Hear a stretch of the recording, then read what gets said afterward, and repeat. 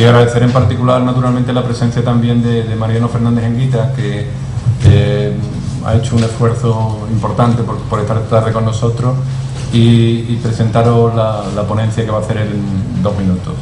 Deciros de Mariano que ha estado aquí en otras ocasiones con nosotros y que cada vez que pasa, bueno, pues de alguna manera pues deja una impronta, un recuerdo muy agradable en el sentido de lo que plantea, ¿no? Hay que decir que Mariano Fernández Enguita es catedrático de Sociología en la Universidad de Salamanca y de alguna manera pues ha venido investigando de una manera importante sobre el hecho escolar, las situaciones escolares, la realidad escolar, y sus publicaciones, tanto en el tema de libros como de artículos, bueno, pues han pasado incluso con cierta crítica, con cierta ironía sobre la situación escolar, y desde luego cuando uno lee artículos de Mariano Fernández Enguita podrá estar a favor o en contra, pero desde luego impasible no deja nunca, ¿no? Entonces nos parecía que en el seno de unas jornadas como esta, donde lo que tratamos de ver un poquito es explorar la situación del absentismo escolar y a través de él el fenómeno de la exclusión social, podría parecer muy importante la visión que un sociólogo no vinculado directamente con la escuela, pero que ha investigado mucho sobre ella, pudiera darnos un poco de pistas de cómo está la situación y sobre todo las pautas que él ve de posibles intervenciones tal como nos la retrata. Así que agradecerte el esfuerzo y todo tuyo. Muchas gracias, buenas tardes. Es un placer estar aquí, sobre todo si llueve, porque para mí no es una mala noticia, sino todo lo contrario. Sé que hay gente que pregunta por qué he puesto ese título, que parece que suena a broma. Aclararé que es una canción de la movida madrileña de hace 20 años, que salió en una película de Almodóvar y que el origen, creo, está en una película de Bogart. No recuerdo exactamente cuál es, que es una chica como tú, en un sitio como este, y hablamos de dar un premio a que lo recuerdes, ¿no? Quería, bajo este título que solo sirve para no decir absentismo en sociedad o absentismo escolar y problemas sociales o cosas por el estilo, que suena bastante más aburrido, quería plantear la cuestión del absentismo escolar, llamando la atención sobre el hecho de que, en mi opinión, no debe ser contemplada sencillamente como una conducta anómica, imprevista, un problema individual, sino que hay que hacer un cierto esfuerzo por entenderla en su contexto social. De ahí lo de que hace un chico como tú en una escuela como esta. Yo no creo que haya problemas exclusivamente de los alumnos, como no los hay exclusivamente de la escuela, sino que son problemas de la relación entre el alumno y la escuela. Con esto no quiero predicar ningún determinismo sociológico, en el sentido de que la sociedad, el sistema, las políticas educativas, lo que sea, nos llevan a esto y los individuos están condenados a hacer estas cosas. Creo que son 2 planos diferentes. Uno es la responsabilidad individual, que se debe exigir a cada cual, y eso incluye el alumno, incluye sus familias, incluye por supuesto a los profesores, etcétera.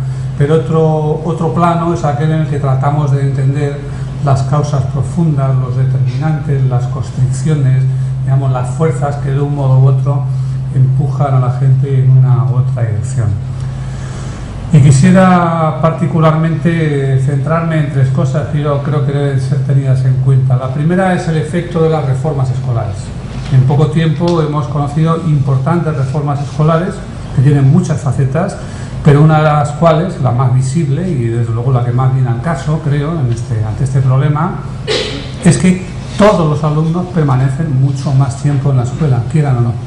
Se ha prolongado enormemente el periodo de la escolaridad obligatoria, se ha prolongado para todo el mundo, sin excepción en principio, y no solo se ha prolongado la escolaridad obligatoria, sino que hemos llegado a una situación en la que no hay que estar 10 años en la escuela, sino hay que estar unos 15. Como poco. El que salga con menos de 15, o sea, los 10, 15, 16, los 10 obligatorios y 3 antes y 2 después, al menos, sale literalmente bajo mínimos. Lo cual implica que hay una presión mucho más fuerte en el sentido de la escolarización sobre la adolescencia y la juventud.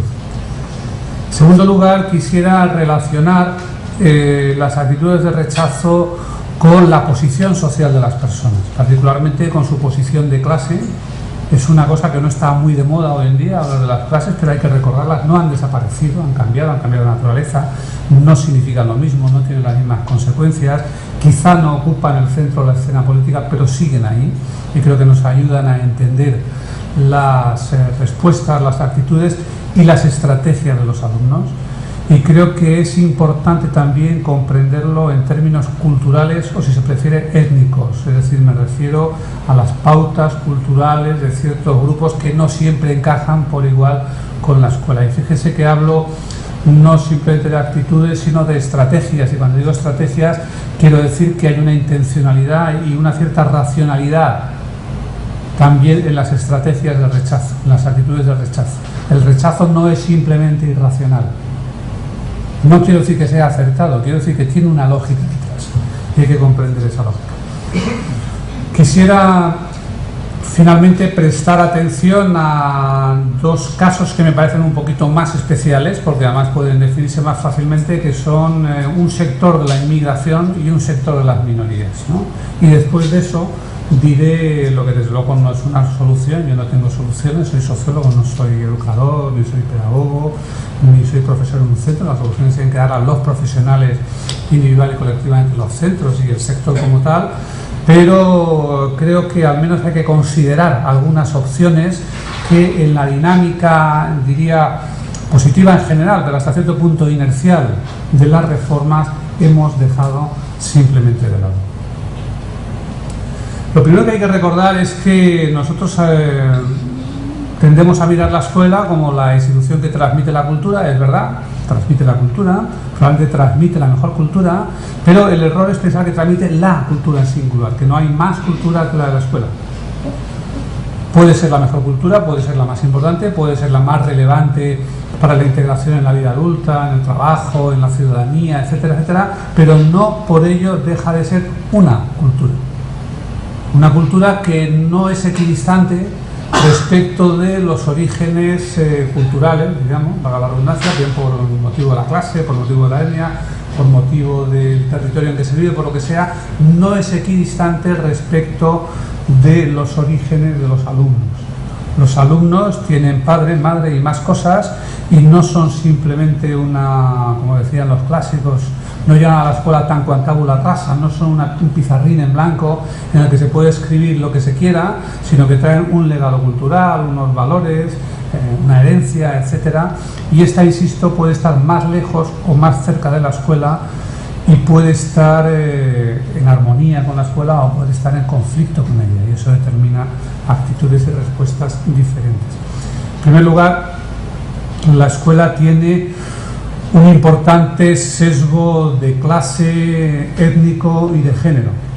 La escuela no fue siempre la escuela de todos, hoy es la escuela de todos, en gran medida es la escuela de todos, por sus imperfecciones y sus insuficiencias y sus errores, pero antes de serlo, antes de intentar siquiera serlo, fue la escuela del medio urbano, no del medio rural, fue la escuela de los varones, no de las mujeres, fue la escuela del grupo étnico dominante, no de las minorías, no del mundo payo, no del mundo gitano, en España, y fue la escuela de las clases medias, y a su vez no solo medias, sino medias y medias culturalmente también, es decir, normalmente escolarizadas, no la escuela de las clases populares, trabajadoras, etc. La historia de la escuela en el último siglo es, en gran medida, yo diría ante todo, la historia de su progresiva apertura en términos estructurales a estos sectores que estaban fuera y de su progresivo ajuste con estos sectores. No siempre sencillo y a menudo muy conflictivo, pero que ha supuesto que las mujeres, los trabajadores, las minorías, es decir, los hijos de los trabajadores, las minorías que estaban fuera de la escuela, que estuvieron literalmente fuera, fíjense que hace un siglo no estaban en la escuela, o estaban muy marginalmente.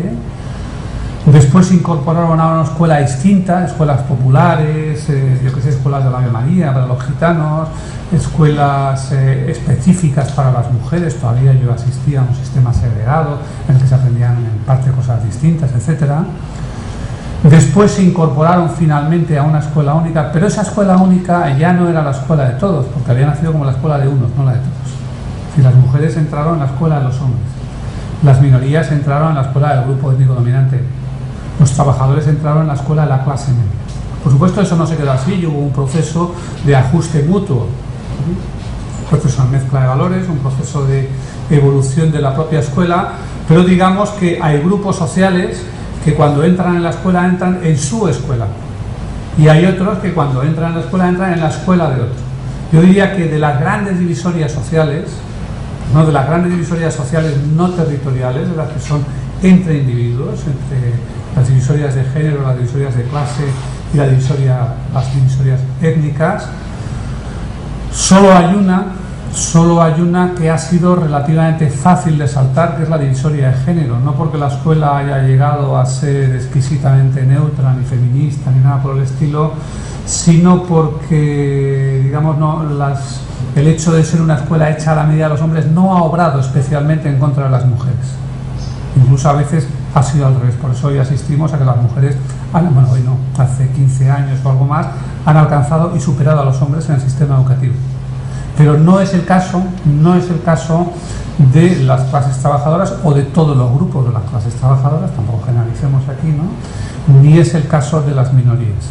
La clase y la etnia pesan fuertemente en la relación entre el alumno y la escuela, y a veces están detrás de las actitudes de rechazo y por consiguiente de absentismo, que es lo que trae aquí.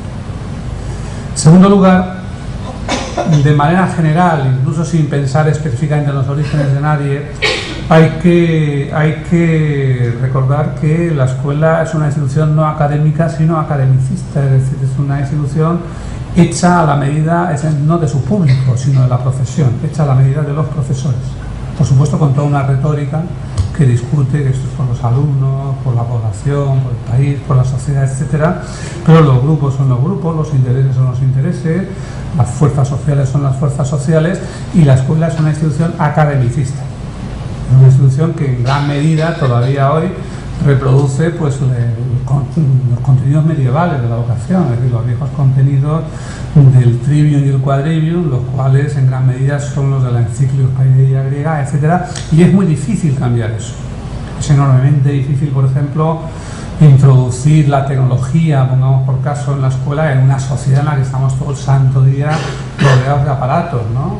Todavía hoy, que en mi opinión clama al cielo que un alumno pueda salir de la educación obligatoria sin tener unos mínimos rudimentos, de lo que es la ley, el derecho, etcétera, en una sociedad enormemente juridificada en la que uno cada 2 por 3 tiene que examinar un reglamento, poner un recurso, una reclamación, etcétera. Eso es bueno para los abogados, que tienen más clientes, los procuradores, puede que sea bueno para los profesores, que no tienen que cambiar de especialidad, pero dudo mucho que sea bueno para los alumnos, ¿no? Los planes en el mundo educativo, no en el mundo no universitario, sino en el mundo universitario también, las plantillas van por delante de los planes. Cuando hay una reforma se discuten grandes cosas, pero al final lo que hay siempre es una discusión de yo quiero esto, yo quiero aquello, yo quiero lo de más allá. Si no tienen ustedes más que ver la página de cartas al director en todos los periódicos españoles, cada vez que se discute de reforma hay una campaña sistemática de la Sociedad Española de Estudios Clásicos insistiendo en que latín, griego y latín, o cultura clásica, lo que sea, es un problema de fuerzas. Las plantillas van por delante y los planes van por detrás. Esto hace que la escuela se mantenga como una institución fuertemente academicista y no todo el mundo le ve el sentido a ese tipo de educación. No todo el mundo está en condiciones de, aun sin verle sentido, aun sin saber para qué le sirve a él o a ella en un futuro inmediato o no tan inmediato, aguantar esa situación. Para unos es más fácil, unos se encuentran a gusto ahí, otros lo ven como una inversión a largo plazo, pero otros no, otros se encuentran simplemente como un pulpo en un garaje en esa escuela que sigue siendo enormemente academicista. Finalmente, la educación es un periodo de la vida que se justifica sobre todo en función de lo que viene después.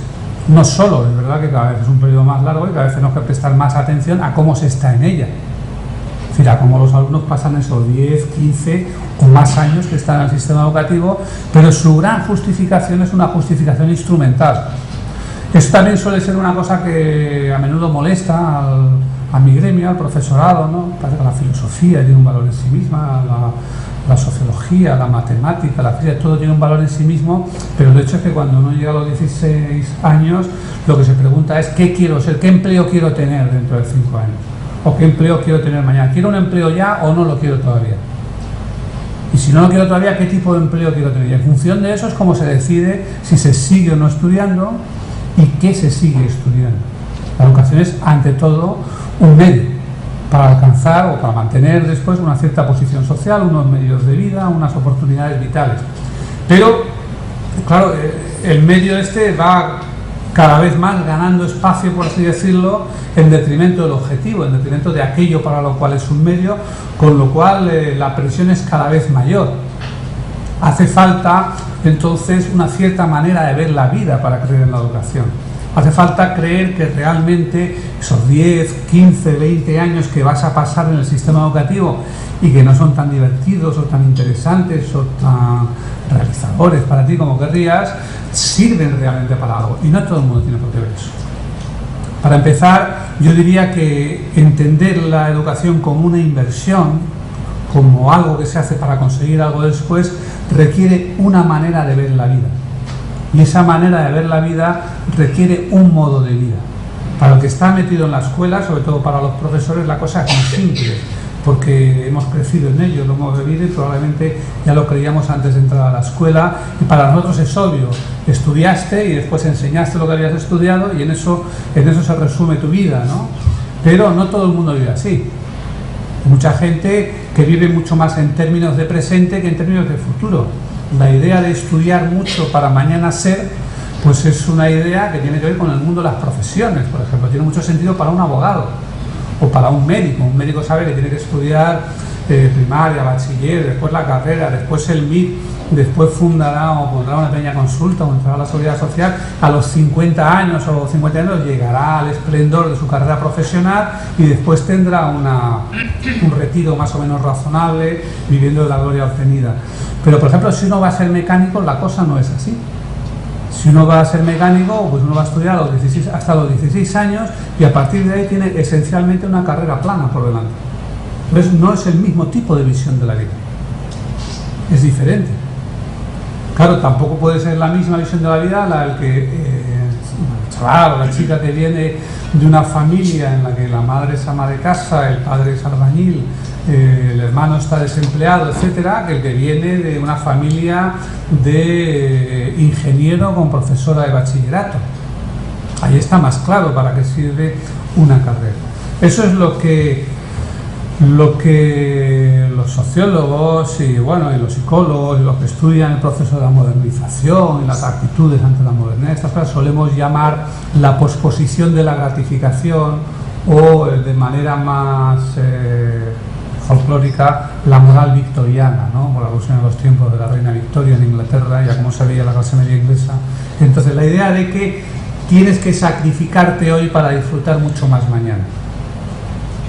Eso es una manera de ver la vida, pero no lo vean como un problema moral. Es una manera de ver la vida que tiene que tener sentido en función de tu experiencia, de tu medio y de la estimación que hagas de tus oportunidades y probabilidades objetivas de efectivamente tener ese tipo de futuro mañana. Pero lo que quiero dejar como conclusión es eso. Hace falta una alta dosis de moral victoriana, hace falta una alta dosis de fe en que estudiando hoy, haciendo el esfuerzo hoy de estudiar, de no ganar dinero, de no tener más libertad, de no poder marcharte de casa de tus padres, etcétera, etcétera, mañana vas a recibir algo que valga con creces el sacrificio realizado o la privación sufrida o lo que sea.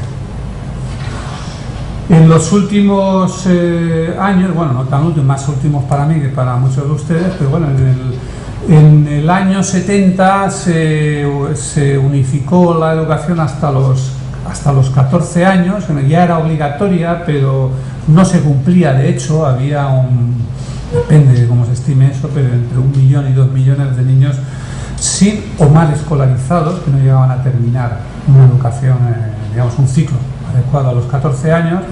Después, a partir de los años 80, mediados de los 80, con la reforma experimental de las enseñanzas medias, y luego con la LOCSE se generalizó hasta los 16, ¿no? Es importante recordar Además vale la pena recordarlo ahora, que se dice esto de todos los días sale lo del 25% o el 30% del fracaso al final de la ESO, y yo me ocupaba algunas veces de llamar la atención sobre que hace 15 años o 20 teníamos el mismo nivel de fracaso al final de la EGB. Generalmente llamo la atención sobre eso para decir que no debe estar tan mal la cosa si tenemos el mismo fracaso que antes, pero 2 años más tarde, o sea, a los 16 y no a los 14. Pero ahora quiero llamar la atención en sentido contrario.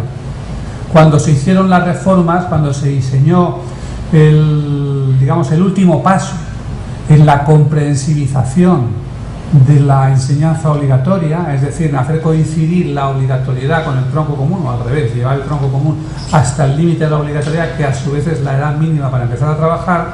Cuando se diseñaron esas reformas, cuando se pensó en esas reformas, que se han discutido mucho las variantes, pero que en todo caso nadie discutía o poca gente discutía ese elemento esencial, llevar el tronco común o casi común hasta los 16, se era muy consciente de que se contaba en ese momento con fue hasta un 30 y algo % de fracaso al final de la GB, que luego bajó hasta el 22, me parece, a principios de los 80. Se era muy consciente de que había una porción importante de alumnos que a los 14 años no aguantaban la escuela. Esto puede tener muchas causas. Puede ser que vinieran de medios culturalmente privados, etcétera, y que el crecimiento económico y cultural del país arregle en parte eso. Puede ser que las escuelas fueran muy malas, estuvieran muy mal dotadas, y que un mejor equipamiento, una mejor formación de los profesores, las reformas y tal, mejore eso. Pero puede ser que no haya nada de eso. O puede ser que en alguna medida no sea simplemente eso, sino que por los motivos que sean, o por motivos que sean los que sean, nos llevan a una situación que ya no podemos arreglar. El caso es que había una porción importante de gente que rechazaba la escuela. Y entonces la consecuencia es obvia e inmediata. Si hay gente que rechaza la escuela a los 14 años, más habrá si los mantenemos hasta los 16. Y las reformas lo que hacen es decir, pues no quieres taza, pues taza y media. Yo suscribo esas reformas. No entiendan ustedes esto como una crítica a la prolongación del tronco común. Pero creo que había que ser consciente de eso y que no se sacaron todas las consecuencias. De hecho, cuando comenzó a experimentarse la reforma a la secundaria, antes de que nada de eso se llamara LOCSE, yo creo que la reforma tenía 3 pies. Uno era el cambio estructural. Efectivamente prolongamos el tronco común hasta los 16, pero había otras 2 patas de la reforma que eran: la segunda era el cambio de contenidos. No se podía dar efectivamente taza y media de lo que ya una importante parte de la población escolar rechazaba. Cambio de contenidos quería decir sobre todo una cierta diversificación, que no todo fuera tan académico. No digo cambios de contenidos, unos contenidos para unos y otros para otros, no digo cambios para todos. Un currículum más diversificado para todos. Por ejemplo, en aquel tiempo, hablo de los años de mediados de los 80, era muy importante la discusión sobre la introducción de la tecnología. La introducción de la tecnología en la escuela. O la introducción o reforzamiento de las artes plásticas, de otras cosas, ¿no? Porque decíamos, bueno, la gente que es buena en latín o que es buena en lengua no tiene por qué ser la misma que es buena en matemáticas, ni la que es buena en técnicas o la que es buena en deportes. Entonces, si hacemos cosas más variadas, multiplicamos las oportunidades de éxito. Y todo el mundo tendrá en la escuela algo que no le guste, pero todo el mundo tendrá algo que le guste. Hay que decir que 20 años después, el currículum escolar, o mejor dicho, las plantillas escolares, se mostraron enormemente resistentes y todavía estamos prácticamente en la misma. Es decir, ha habido pequeñas modificaciones, quizá una que va camino también de frustrarse definitivamente fue la introducción de la tecnología, pero el hecho es que siempre ha sido así. Entonces, tenemos la escuela que tenemos, y igual que en el bachillerato antes, yo recuerdo que se metieron las EATP, enseñanzas y actividades técnico-profesionales, con la Ley General de Educación, y terminaron convertidas en la clase BIS de matemáticas, la clase BIS de francés y la clase BIS de no sé qué. Pues luego la tecnología fue absorbida. Pues el mismo tipo de discusión que tenemos hoy, por ejemplo, sobre la educación para la ciudadanía, ¿no? El gobierno llega a la conclusión de que hay que introducir una materia nueva. Primero todo el mundo se opone porque no es suya, después todo el mundo la quiere, Podemos dar la de filosofía, podemos dar la de no sé qué, podemos dar no sé cuántos, y al final es muy probable que termine más o menos absorbida. Hombre, todo depende de otras presiones. Efectivamente hay un grave problema por el que se ve que hay que hacer eso de otro modo, pues a lo mejor ocurre, ¿no? Pero no hemos alcanzado ni de lejos esa multilateralidad que se pretendía, con lo cual las reformas efectivamente han sido más de lo mismo, lo cual para algunos es estupendo, para otros es soportable y para otros, en fin, es insoportable. Y el tercer pie de esas reformas era cambios en los métodos. Los métodos de enseñanza y aprendizaje, incluso diría en orden contrario, aprendizaje y enseñanza. La idea era que, generando métodos de enseñanza más activa, aprendizaje más relevante, etcétera, etcétera, conseguiríamos un mayor grado de adhesión de los alumnos a la escuela. Porque los alumnos que hoy rechazan la escuela, muchas veces son los que 2, 3, 4 años después la añoran. Entonces el problema es que no hemos sido capaces de hacer comprender, o al contrario, hemos sido capaces de correr un tupido velo, de hacer invisible la utilidad que esas cosas que se podían aprender o se podían enseñar en la escuela tienen para todo el mundo. Pero luego cuando esto se ve, puede que se haya atado, ¿no? Y aquí hay que decir también que tampoco hemos conseguido grandes cosas. Hemos psicologizado enormemente el lenguaje, eso sí, ya todo el mundo habla de constructivismo y cosas de estas, pero básicamente, el conjunto del sistema educativo en muchos sitios se sigue siendo estrictamente lo mismo. En otros se hacen cosas estupendas, pero un sistema educativo debe hablar no por sus mejores elementos y componentes, sino por los peores. Igual que el Corte Inglés nos tiene que garantizar que el último artículo que compremos sirve para lo que dice que sirve el prospecto, el sistema educativo debe garantizar que el peor de sus centros y la peor de sus aulas funciona bien. No debe regodearse en que tal centro o tal otro son estupendos.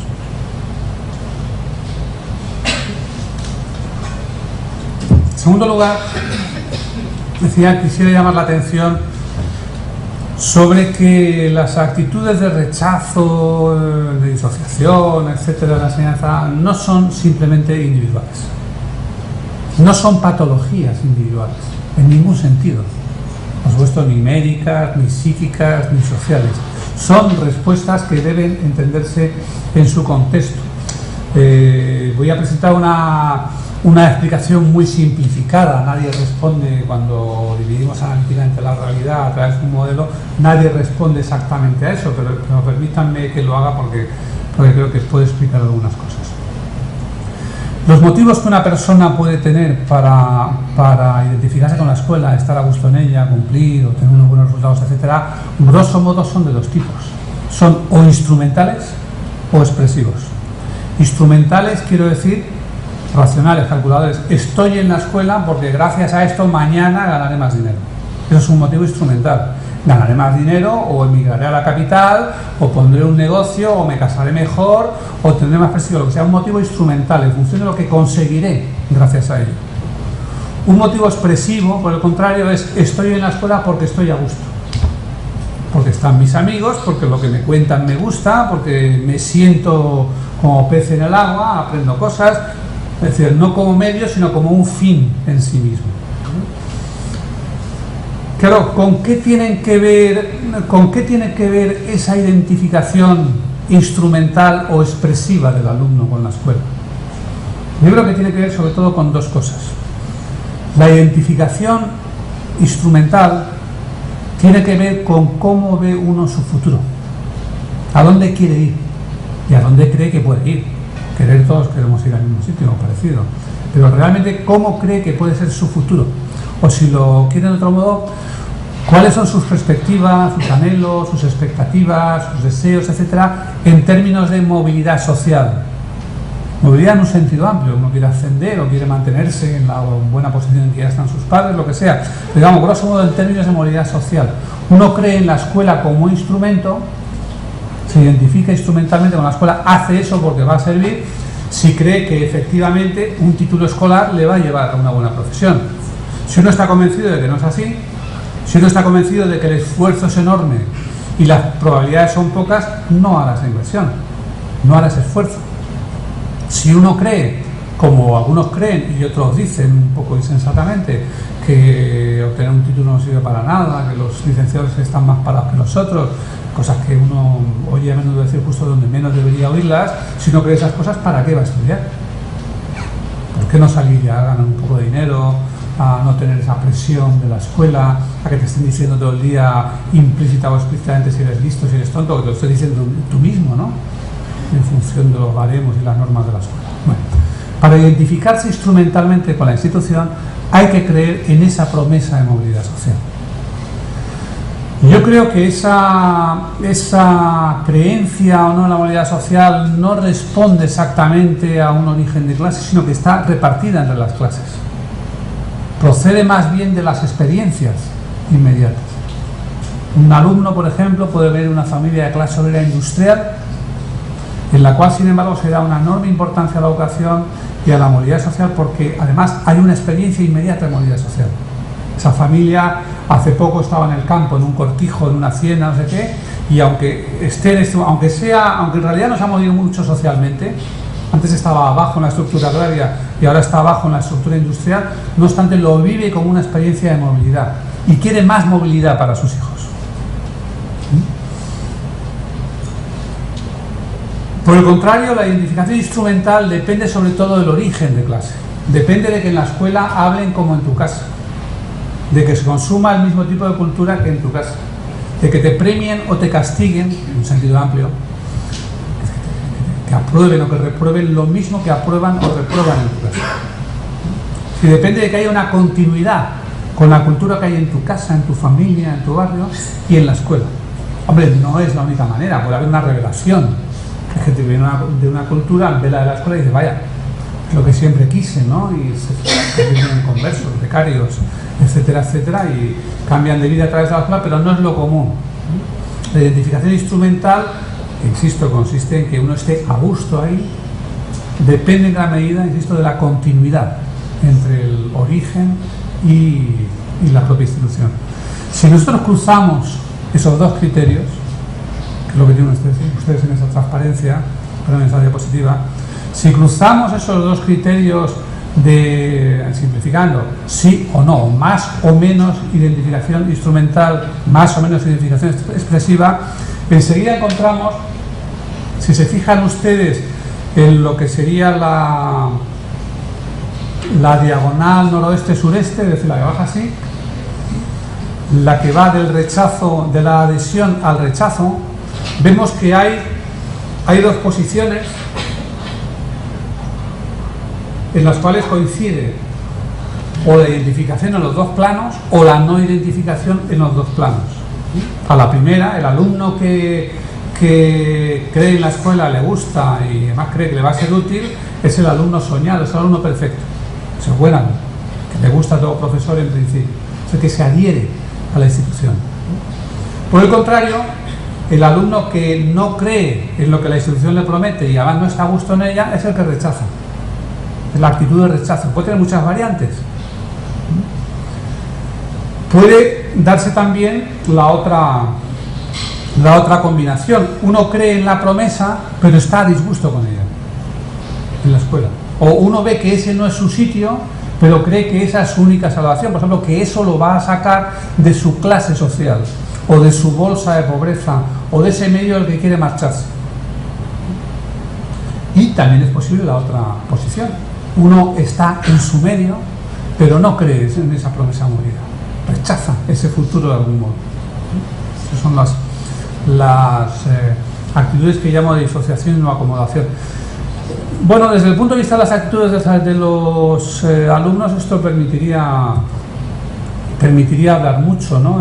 Desde el punto de vista del profesor, el alumno que se adhiere por entero a la escuela no es ni mejor ni peor que el alumno que se acomoda a ella. Ese alumno que viene de familia pobre, pero estudia muchísimo y tal, es estupendo para el profesor también, ¿no? Incluso mejor a veces, ¿no? Por el contrario, los malos alumnos, entre comillas, son de dos tipos: los que están todo el día encordeando, molestando, rechazan, etcétera, y los que están mirando las moscas, sin molestar a nadie, pero no están allí. Claro, su cabeza está en otro sitio, no les interesa eso, se disocian de la institución, molestan menos, pero la verdad es que la institución no les ofrece más que a los otros y que no se sienten más cerca de ella que los otros, ¿no? Desde el punto de vista de los propios alumnos, unas estrategias tienen un coste más alto que otras. Hay estrategias como la de adhesión y la de rechazo que son consistentes, por así decirlo, son más fáciles. Y la estrategia de adhesión, pues es el alumno de clase media que quiere un futuro de clase media, como sus amigos de clase media y sus padres de clase media. Bueno, pues todo está bien. Un día lo pasa mejor, el otro peor, pero en general la escuela es su escuela. La estrategia de rechazo no es así, pero es una estrategia, y esto es importante, esto es lo que nos sale aquí, que se apoya en el grupo. No es simplemente un rechazo individual, sino es un rechazo que se ve reforzado por la cultura del grupo. A menudo, por ejemplo, podemos encontrar esto en alumnos y alumnas, quizá más esto en alumnos, porque el rechazo es mayor, proporcionalmente mayor entre varones que entre mujeres, de otras formas también, pero son alumnos, a veces alumnas, pero sobre todo alumnos, que rechazan la escuela a través de una cierta inversión de valores. Bueno, no me gusta el trabajo intelectual, lo que me gusta es el trabajo manual. No quiero ser dependiente hasta los 25 años de mi familia, lo que quiero ser es independiente a los 15. No me gusta esta escuela que es cosa de niñas, quiero hacer lo que hacen los hombres, que es marcharse a la fábrica y manejar un martillo y cosas por el estilo. O ir a la discoteca y sacar la consumición, en fin, lo que sea. Entonces, hay una reversión hacia los valores de clase o hacia algunos restos de los valores de clase. Y ese alumno encuentra un refuerzo en su grupo, no en todo su grupo, porque otra parte de su clase social es la que se acomoda a la escuela. Pero a diferencia de estas dos estrategias, en las que el rechazo individual y colectivo son consistentes, o la adhesión individual y colectiva son consistentes, las otras son inconsistentes y tienen costes personales más altos. El alumno que adopta una estrategia de disociación, el alumno de clase media que no va bien en la escuela, es la oveja negra de la familia. Nadie comprende, lo tiene todo, ¿por qué no estudia? Es más difícil, tiene un mayor coste personal. Y el alumno de clase popular, trabajador, etcétera, que se adapta a la escuela también, en cierto modo. Porque Hogarth, un estudioso cultural inglés, hablaba de la tragedia, hablaba hace 60 años, ¿no?, que era una escuela más cerrada, y en el sistema inglés que es más cerrado aún, pero hablaba de la tragedia de esos alumnos que van obteniendo éxitos a través de la institución, ¿no?, y al final ni son del mundo al que van, ni son del mundo que han dejado. Están entre dos mundos y ninguno es ya el suyo y en ninguno están a gusto, ¿no? O Gramsci, un líder comunista italiano, hablaba de la traición del becario, ¿no?, que es ese alumno que busca una solución personal en lugar de atrincherarse con su clase obrera, en su distrito industrial, clase comunista, etc., ¿no? Es una estrategia más difícil porque conlleva una ruptura con el grupo. En el caso del alumno de clase popular que se acomoda, pues normalmente es algo tan sencillo y tan prosaico como que en cada cambio de etapa una parte de sus amigos se quedan atrás y tiene que cambiar de amigos, cambiar de modo de vida, etc. Y al mismo tiempo le cuesta adaptarse a ese nuevo medio. Pero en fin, insisto, aquí la casilla que nos interesa es la del rechazo. Y lo que quiero señalar es que el rechazo es consistente. El rechazo, por un lado, no es puramente individual, sino que aparece como una estrategia de grupo y además tiene una elevada dosis de racionalidad. Porque hay que decir lo siguiente: la escuela promete a todo el mundo movilidad social, pero la promesa por definición es cierta y falsa a la vez. Porque la movilidad social es un ámbito o es una relación competitiva. No puede ser cierto para todos. No puede ser cierto para todos porque no hay sitio para todos. El sistema escolar puede expandirse hasta el infinito, pero las fábricas o las empresas no van a invertir su pirámide. No van a tener una base estrecha de obreros y una cúspide enorme de directivos. No puede ser. ¿Quiere decir eso que la promesa de movilidad es falsa? No, al mismo tiempo es cierta. ¿Por qué es cierta? Porque el que no estudia es el que se queda fuera. De manera que el que se lo cree tiene razón. El que apuesta por la escuela tiene razón en el sentido de que sus oportunidades van a mejorar comparativamente. Y es más, al apostar por eso, lo que hace es darle la razón al mismo tiempo al que dice lo contrario. Porque el que dice no quiero estudiar tanto tiempo porque no puede ser verdad para todos, mis probabilidades son bajas, etcétera, hace un cálculo y dice no quiero seguir, también tiene razón. Y la paradoja es que el que abandona se lo pone más fácil al que sigue. Y el que sigue se lo pone más difícil al que abandona. Con lo cual los dos se dan la razón mutuamente. Pero, insisto, detrás de ello hay estrategias. Al decir estrategia, no quiero decir que el alumno haya escrito su biografía de antemano, haya hecho un plan, haya leído estadística y haya dicho, mira, me va a costar tanto tiempo estudiar, voy a dejar de ganar tanto, eso puede hacerlo un economista, no tiene que hacerlo un alumno a la altura de la ESO, ¿no? Pero hay una cierta percepción racional, una percepción en el sentido de los amigos míos que estudiaron, pues mira, se han hecho abogados, pero no todos son abogados.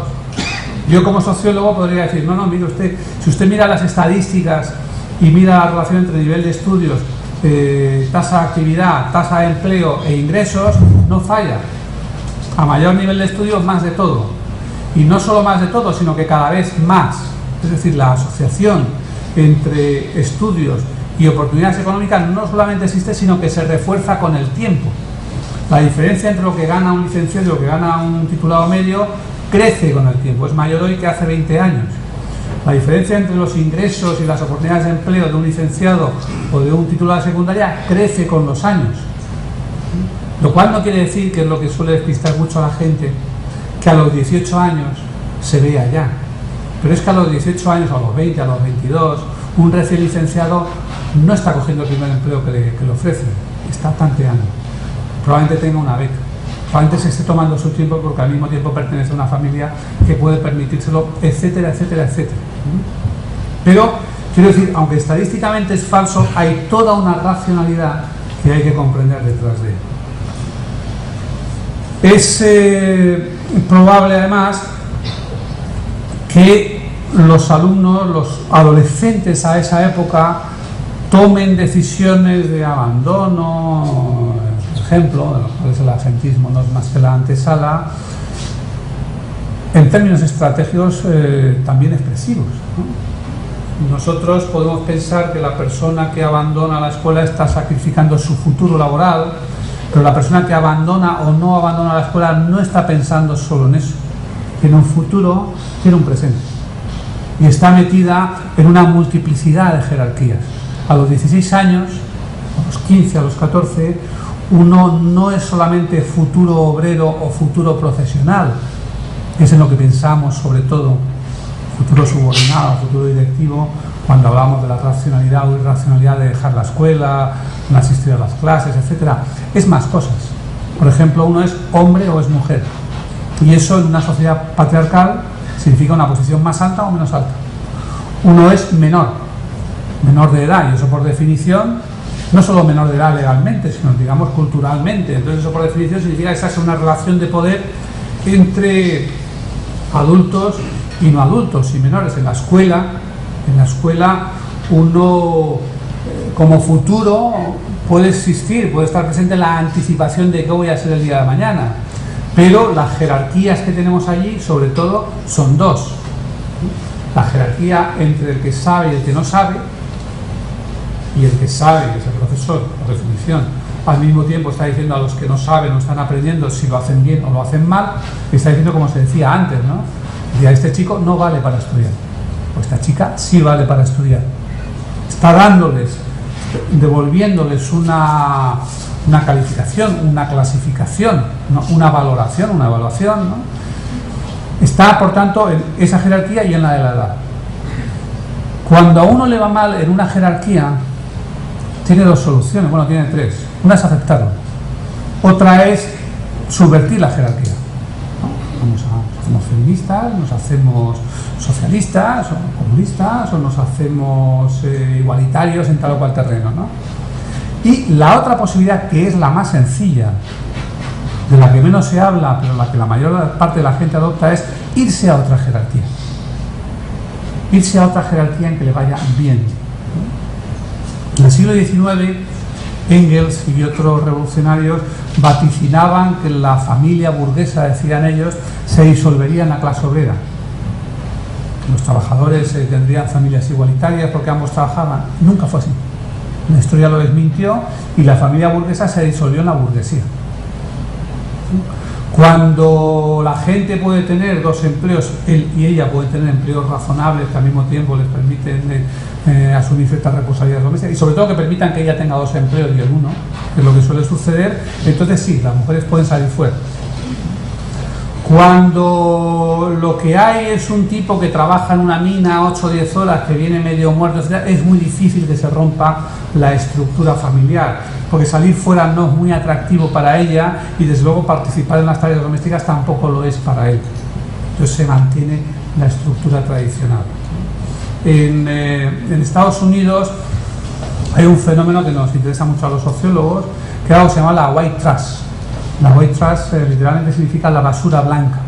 Es esos tipos que vemos en las películas sobre el sur de los Estados Unidos y el racismo, en las cuales los pobres son más racistas que nadie.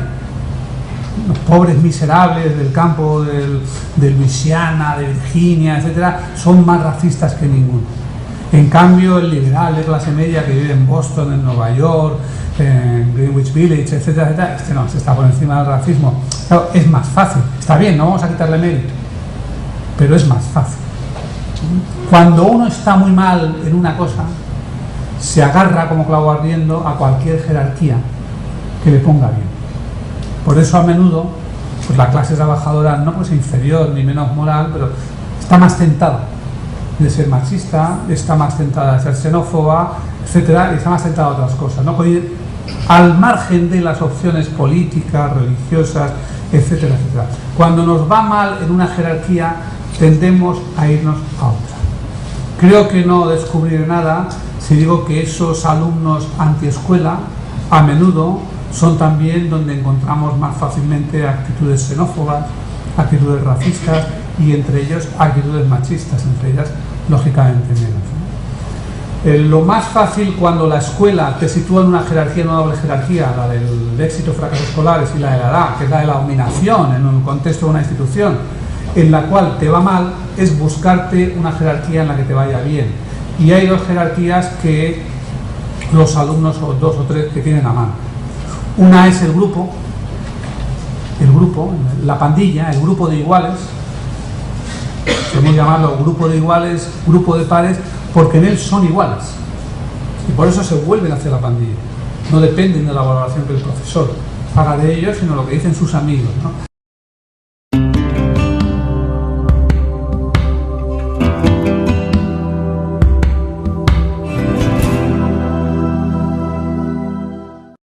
La etnia, entendiendo la etnia como cualquier combinación de características vinculadas a la raza, al origen nacional, a la cultura en un sentido antropológico fuerte, no me refiero a haber leído más o menos o gustar de este sino del otro, sino a un modo de vida, de vestir, de comer, de actividad económica, etc. La etnia puede implicar también grados muy diferentes de identificación. No quiero incurrir en simplificaciones, tomen ustedes todo esto entre comillas, pero podemos imaginar, por ejemplo, fácilmente actitudes de no identificación ni instrumental ni expresiva. Ese sería, pongamos por caso, el caso de grupos gitanos más tradicionales en España. No digo de todos los gitanos son un continuo, un abanico que va desde la plena integración hasta la plena marginalidad todavía hoy, ¿no? Pero en los grupos más tradicionales, cultural y económicamente, creo que hay una no identificación ni instrumental ni expresiva. Luego hablaré algo más sobre esto, ¿no? Un grupo étnico, una minoría étnica puede no incorporarse culturalmente y sin embargo sí económicamente. Es el caso tradicionalmente de los judíos en Europa. En los últimos 2 siglos, un siglo sobre todo, de la historia europea, los judíos eran un grupo económicamente aparte, en muchos sitios eran un grupo económicamente aparte, y sin embargo de gran éxito escolar. La contribución de los judíos a la cultura europea es inconmensurable, ningún otro grupo ha tenido tal contribución. Eso tiene muchas causas, pero en todo caso muestra esa posible dualidad. Te identificas instrumentalmente y no te identificas, te identificas sí, instrumentalmente y no te identificas expresivamente. Esa no es tu escuela, es la escuela de los cristianos, pero al mismo tiempo la utilizas. ¿Por qué tal grado de identificación expresiva de los judíos? Bueno, es una larga historia. Siempre ha sido más fácil, sabiendo que te van a echar tarde o temprano del sitio, y que es posible que te persiguen y tengas que salir corriendo, pues siempre se corre mejor con cultura y con piedras preciosas y dinero, que pesan poco, que con tierras y otros negocios que son imposibles de transportar. Entonces, puede haber una identificación expresiva, pero no instrumental. Es el caso de los afroamericanos o los negros en los Estados Unidos. Nosotros hoy hablamos de los afroamericanos, que los esclavistas en su tiempo se cuidaron mucho de no enviar a ningún sitio grupos que tuvieran un mismo origen. Pero claro, África es un continente enorme. Si no fuese porque las representaciones que hacemos del globo terráqueo están falsificadas, están hechas desde arriba, y Canadá parece inmenso y Europa parece inmensa, está por hechas el mapa de Mercator que pone a Berlín en el centro. Entonces, como la Tierra es un globo, el norte se ve enorme y el sur se ve pequeño. Se puede hacer al revés, o se puede hacer más equidistantemente, y entonces lo que es enorme es África y lo que es pequeño es el norte. Claro, se mezclaba gente con lenguas distintas, orígenes distintos, que no se entendían, que tenían religiones distintas, que si habían vivido un poco cerca habían estado en guerra tal vez, y aquello no tenía una herencia cultural, aquello que reconstruía.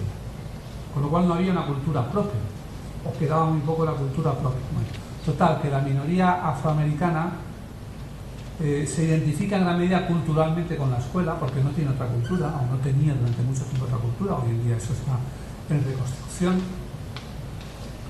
pero no creía en la promesa de movilidad social.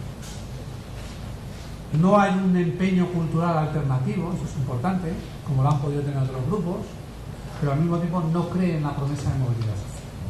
Y en fin, el último caso sería cuando la minoría sí se identifica cultural y expresivamente, instrumental y expresivamente con la escuela. Ese sería el caso de las etnias europeas en Estados Unidos. En Estados Unidos siempre se ha dicho que uno es americano cuando va al college. Con lo cual, la primera generación de inmigrantes de origen europeo nunca era plenamente norteamericana, pero la segunda sí, porque su familia se ocupaba de que fueran al college, que llegaran a la universidad, a un tipo u otra universidad, buena o mala, pero a algún tipo de universidad, ¿no? Entonces, claro, eso implica también estrategias distintas frente a la escuela. Una puede ser precisamente la que explica a veces el fuerte rechazo de sectores gitanos hacia la escuela. No entendemos, nosotros antes ni los mirábamos como gitanos.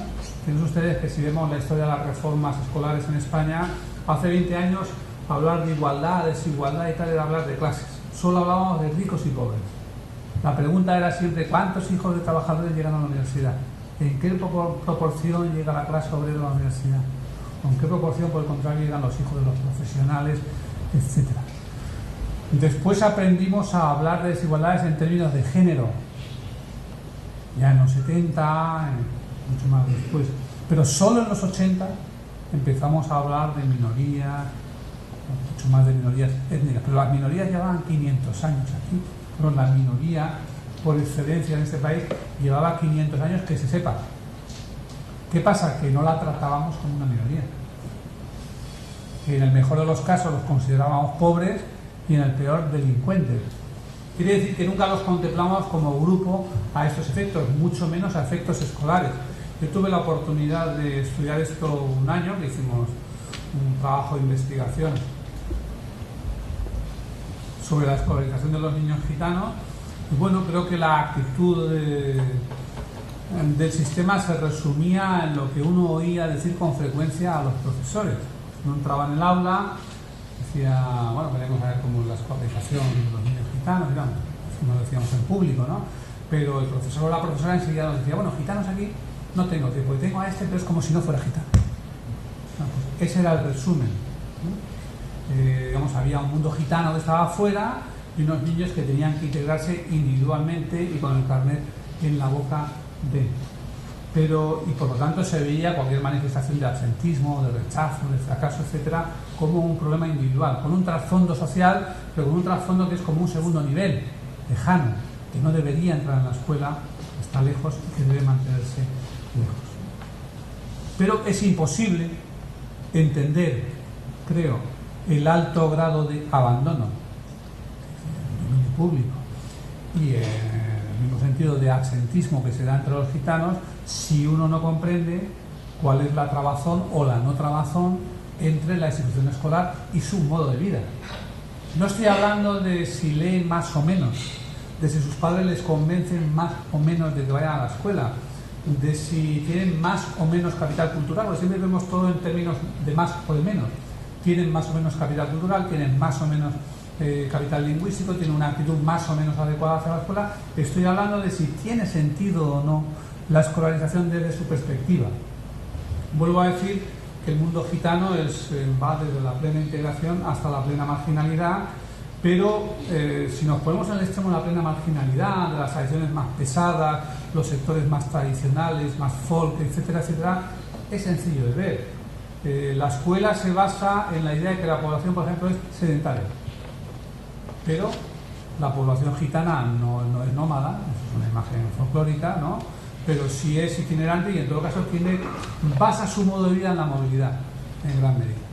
Es decir, la idea de que hay que ir allí a recoger la aceituna o allá a hacer de extras en una película con los caballos o al otro lado a actuar en un sarao, eso implica movilidad. No lo tomen como sedentario bueno, móvil, malo, no, sencillamente es otra cosa, es aprovechar otro tipo de oportunidades. Hay oportunidades económicas que se basan en la movilidad.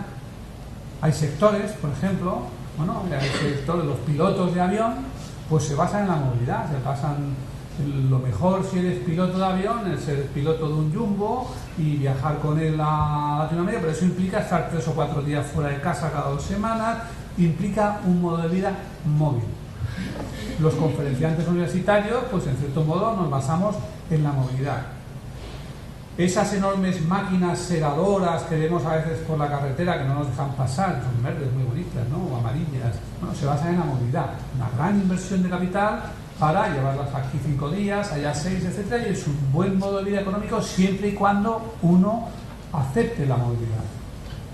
Los dinamiteros, por ejemplo, son un pequeño grupo ocupacional que se basa en la movilidad, los llaman aquí, allá y acullá, y tienen que moverse de acá para allá, y es un espléndido modo de vida económico, pero hay que moverse, ¿no? El modo de vida económico de los gitanos no es siempre tan brillante, tampoco es necesariamente desastroso, puede ser muy rentable económicamente, pero se basa en la movilidad, generalmente en la movilidad de grupo. Y eso encaja mal con la institución escolar que está pensada para la sedentariedad, ¿no? El modo de vida económico es un modo para los gitanos de trabajo por cuenta propia, no de trabajo asalariado. Trabajo asalariado es más bien lo que uno hace cuando no puede trabajar por cuenta propia, ¿no? La escuela no prepara para el trabajo por cuenta propia. Eso cualquier empleador o cualquier persona, por ejemplo en el ámbito municipal, que esté lidiando con esto que llamamos las campañas de autoempleo, etcétera, dirá enseguida que la escuela no prepara a la gente para la iniciativa, no prepara a la gente para el trabajo por cuenta propia. Cuanto mejor lo escolaricen a uno, menos probable es que esté preparado para... Hombre, si te escolarizan muy bien y al final vas a la escuela a hacer el MBA, el Master of Business Administration, Harvard o en Suiza y tal, es posible que sí, al cabo de 25 o 30 años de escolarización sales preparado para ser un emprendedor. Pero como salgas con 10, 15, incluso 20 años de escolaridad, para nada, de ningún modo. Pero el modo de vida gitano exige emprendedores. No exige asalariados, exige emprendedores, ¿no? O la estructura familiar puede obrar en contra de la escolaridad. Eso lo sabemos todos, ¿no? Creo que lo sabemos todos, incluso que lo van sabiendo ya poco a poco con dolor todos los profesores. Que cuando una mujer gitana tiene oportunidades, la regla no debe seguir en la escuela. O la tradición es que no siga en la escuela, porque en la escuela la hemos mezclado con los hombres. O que ese niño de 13 o 14 años al que la maestra le da órdenes, en su casa ya no recibe órdenes de mujeres. Y eso no es que esté bien, no digo que esté bien de ningún modo, digo que hay que comprenderlo. Hay que comprenderlo para comprender qué es lo que hay detrás de esas actitudes de rechazo. O que cuando la escuela te lleva aquí para allá en actividades extraescolares y la familia gitana dice que no, mi hijo no debe salir del recinto escolar y el profesor se asombra, pero bueno, si no les queda pequeña el aula, los saco y no quieren venir. Pues no quieren ir porque resulta que cada clan, cada grupo tiene su territorio y a lo mejor los vas a llevar a un sitio donde hay otro clan con el cual las relaciones no son especialmente buenas en general, o no lo son esa temporada. La escuela está cerca de casa, lo otro no está cerca de casa, ¿no? Hay una serie de constricciones estructurales que tienen que ver con el medio. El rechazo a las actividades de la escuela, a la escolarización misma, tiene a menudo que ver con el medio. Y lo mismo, quisiera llamar la atención ahora también sobre un problema nuevo que nos está surgiendo, que es que olvidamos a veces lo largo que ha sido el camino, lo largo y difícil que ha sido el camino para que la inmensa mayoría de la población aguantara no ya hasta los 16, sino hasta los 14 años en la escuela. Y ahora que España se ha convertido ya en un país de inmigración, que hasta ayer fue de inmigración, pero se ha convertido en un país de inmigración, y que tenemos ya, pues creo que es una proporción muy importante de alumnos inmigrantes en la escuela, está claro que lo que es bueno para los nativos a la larga es bueno para los inmigrantes, o que no vamos a postular un tipo de escolarización para unos y otro tipo para otros, pero no debemos ser ciegos ante ciertos problemas. Por ejemplo, el problema que podemos llamar de la generación primera y media. En el mundo, la jerga de los estudios sobre inmigración se llama segunda generación, a la que nace en el país, ¿no? Y por lo tanto ya tiene un recorrido escolar. Y el problema de esa generación que nace en el país va a ser sobre todo un problema de cómo conseguir que se integren plenamente en la sociedad, cómo hacer que crean en las oportunidades asociadas a la escolarización y cómo hacer que sean reales esas oportunidades. Y en principio la preocupación con la segunda generación ha de ser la preocupación de que siga una trayectoria escolar similar a la de los nativos, digamos, o a la de los nativos durante varias generaciones, porque ellos ya son ciudadanos también, son españoles, ya son nacidos en España. Pero en medio hay un grupo al que llamamos abusivamente, pero llamamos la generación primera y media, que es el de los que ni nacen aquí ni han llegado crecidos a tener hijos aquí, sino que llegan aquí con 12, 13, 14, 15, hasta 16 años, y ellos vienen a trabajar, pero el país los quiere escolarizar, porque la ley dice hasta los 16 años en la escuela, o hasta que termines la ESO en la escuela. Pero ellos vienen de un lugar en el que a esa edad se trabaja, en el que sus hermanos a esa edad ya trabajaban, o trabajarán si se han quedado otros más pequeños allí, en el que tal vez ellos han trabajado, y ellos y ellas vienen aquí a trabajar. Y la sociedad los mete en la escuela. Y al meterlos en la escuela, por un lado hace algo muy bueno, porque les da una oportunidad de conocer la lengua, de conocer la cultura del país, en fin, de formarse profesionalmente, etcétera, etcétera, pero al mismo tiempo probablemente los mete en una experiencia de fracaso. O en todo caso en una experiencia difícil, muy difícil. Una experiencia que supone renunciar a lo que ellos quieren hacer y al mismo tiempo que no va a ser grata en sí misma. Porque no va a ser fácil conseguir algo que pueda considerarse como un éxito en el tránsito por la escuela. Y aquí es donde me parece que hay que pensar fórmulas nuevas, ¿no? Pensar fórmulas nuevas porque creo que es un error que el sistema educativo se plantee siempre en términos de todo o nada. Creo que esa es la aspiración lógica. La aspiración lógica es que todo el mundo esté escolarizado hasta los 16 y más. Creo que, bueno, como se formuló en Lisboa, me parece que el 70% de los jóvenes, 70-80% deberían cubrir al menos la educación secundaria post-obligatoria, algún tipo de educación secundaria post-obligatoria. El objetivo es legítimo, porque realmente el que no consiga esto va a estar mal en el mercado de trabajo. Pero una cosa es que el objetivo sea legítimo y otra cosa es que podamos imponérselo a todo el mundo, cualesquiera que sean sus circunstancias. Y mi opinión, y me ha alegrado cuando Antonio me contaba en el camino, me ha alegrado saber que hay experiencias, por ejemplo, aquí en ese sentido, es que hay gente que no puede soportar la escolarización a tiempo completo a partir de cierta edad. Y que lo único que hacemos con ellos, manteniéndolos así, es conseguir más rechazo. ¿Vamos entonces a bajar la edad de la escolaridad obligatoria a los 14 y ahora volvamos a la Ley General de Educación? No, creo que no. Pero creo que hay que lograr compromisos entre lo que la sociedad quiere y lo que la sociedad piensa razonablemente que es un objetivo a medio plazo, que ya es un objetivo para todos o para casi todos y que a medio plazo lo será para todos, pero hay que buscar un compromiso entre eso y lo que esa gente quiere. Y esa gente es la del rechazo escolar y la del absentismo.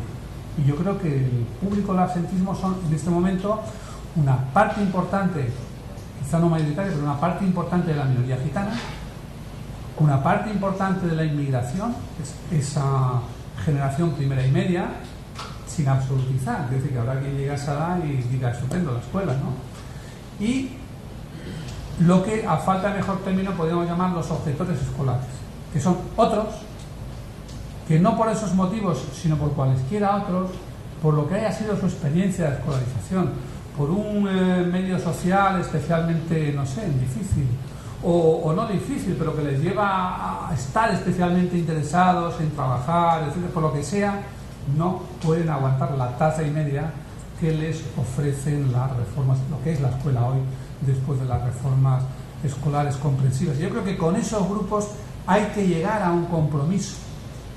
Y para mí el mejor compromiso es que sigan estudiando a cambio de poder empezar a trabajar. ¿Cómo? No lo sé. Quiero decir, al decir no lo sé, quiero decir que no puede haber una fórmula para todos, y aquí es donde llegamos al final. No se trata de hacer, como decía la LOCE, y ahora vamos a poner los cursos de iniciación profesional para todos los inmigrantes. No, hay inmigrantes que llegan con niveles de estudio muy superiores a los de los nacionales, o que se puede tirar un poquito la cuerda y conseguir que se escolaricen en las mismas condiciones, ¿no? Al mismo tiempo hay nacionales que ya no soportan la escuela. Lo que creo que hay que hacer es centro a centro, barrio a barrio, comunidad a comunidad, buscar esas fórmulas. Porque creo que hoy, por eso termino hablando del proyecto educativo, ya no es posible hablar de políticas escolares homogéneas. Uno puede tener objetivos homogéneos, uno puede saber lo que quiere en general, pero al final hay que ponerlo en práctica sobre el terreno. Y es solamente sobre el terreno donde se ve qué es lo que se puede hacer.